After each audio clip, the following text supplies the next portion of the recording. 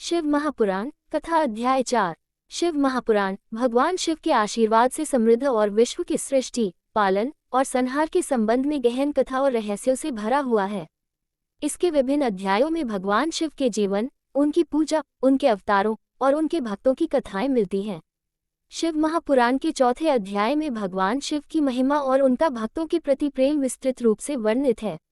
1। शिव की अद्वितीयता। चौथे अध्याय की शुरुआत भगवान शिव के अद्वितीय रूप की व्याख्या से होती है। भगवान शिव के रूप, गुण और शक्ति का कोई स्थायी रूप नहीं है। वे निराकार, निरंजन और अव्यक्त हैं। शिव के पास सभी देवी देवताओं से अधिक शक्ति है, क्योंकि वे स्वयं ब्रह्मा, विष्णु और महेश्वर से परे हैं। भगवान शिव सभी की उत्पत्ति, पालन और संहार के कारक हैं।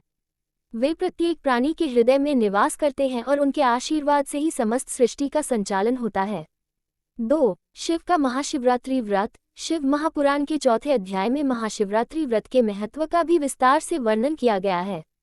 यह व्रत विशेष रूप से भगवान शिव के भक्तों के लिए अत्यधिक शुभ माना जाता है। महाशिवरात्रि के दिन भगवान शिव की पूजा और व्रत करने से व्यक्ति के सभी पाप समाप्त हो जाते हैं और उसे मोक्ष की प्राप्ति होती है। यह व्रत विशेष रूप से उन लोगों के लिए लाभकारी होता है जो मानसिक और शारीरिक शांति की तलाश में हैं। 3। शिव की आराधना और पूजा विधि। भगवान शिव की पूजा के विभिन्न रूपों की चर्चा भी इस अध्याय में की गई है।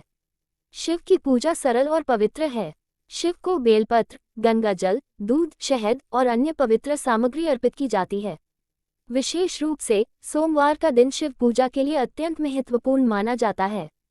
इस दिन विशेष रूप से शिवलिंग पर जल चढ़ाकर और महामृत्युंजय मंत्र का जाप करके भक्त अपने जीवन में सुख, शांति और समृद्धि प्राप्त कर सकते हैं।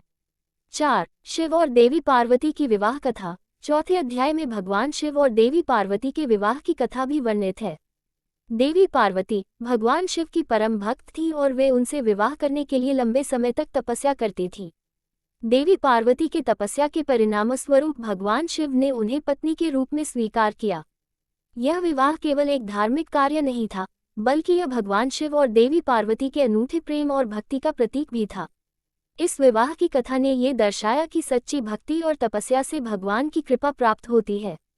5। शिव का लिंग रूप। शिव महापुराण के चौथे अध्याय में शिव के लिंग रूप की भी व्याख्या की गई है। शिवलिंग को ब्रह्मा और विष्णु के सर्वोत्तम रूप के रूप में पूजा जाता है। ये लिंग रूप भगवान शिव की असीमित शक्ति और निराकार रूप का प्रतीक है। इस लिंग रूप की पूजा करने से भक्त को आत्मिक शांति और मुक्ति मिलती है। शिवलिंग की पूजा करने से व्यक्ति के पाप समाप्त होते हैं और वह पुण्य की प्राप्ति करता है। 6। शिव का तांडव नृत्य। भगवान शिव के तांडव नृत्य का वर्णन भी इस अध्याय में किया गया है। तांडव नृत्य भगवान शिव का एक महाकाव्यात्मक और प्रलयकारी नृत्य है।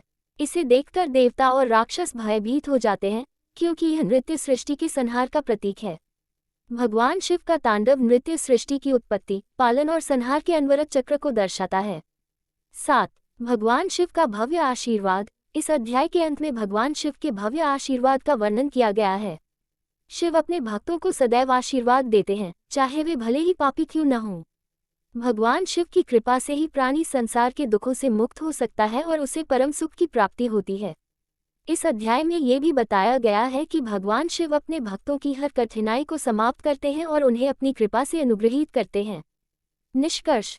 शिव महापुराण के चौथे अध्याय में भगवान शिव की महिमा, उनके भक्तों के प्रति प्रेम और उनकी पूजा के महत्व को विस्तार से बताया गया है।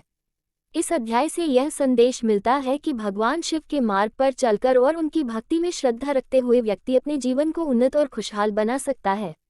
शिव का आशीर्वाद प्राप्त करने के लिए सच्चे मन से भक्ति और पूजा की आवश्यकता होती है, और भगवान शिव अपने भक्तों को कभी निराश नहीं करते। अधिक विस्तार से कथा। चौथा अध्याय आगे बढ़ते हुए विभिन्न घटनाओं और कथाओं को समेटे हुए हैं, जो भगवान शिव के जीवन से जुड़ी हुई हैं। इसमें उनका विभिन्न देवताओं और दैत्यराजों से युद्ध, उनकी महाशक्ति और दिव्य रूप का प्रदर्शन और उनके जीवन के कई घटनाक्रमों का उल्लेख किया गया है।